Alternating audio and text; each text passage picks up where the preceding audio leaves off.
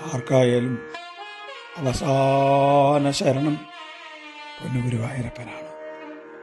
വാതരോഗം കൊണ്ട് നടക്കാൻ വയ്യാതെ മേപ്പത്തൂര് പൊന്നുഗുരുവായൂരപ്പൻ്റെ മുമ്പിലിരുന്ന് നാരായണൻ രചിച്ചു.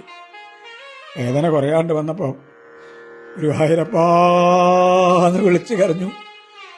കണ്ണാ, ഞാൻ വല്ല കാട്ടിലേക്കൊക്കെ പോണോ എൻ്റെ ഗുരുവായൂരപ്പൻ്റെ മുമ്പിൽ നിന്ന്?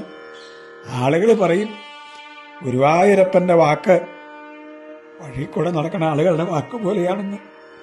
അവസാനം മേപ്പത്തൂർ ഗുരുവായൂരപ്പന് മുമ്പിൽ നാരായണനെ സമർപ്പിക്കുമ്പോൾ നേരിട്ട് കണ്ടു ഗുരുവായൂരപ്പനെ.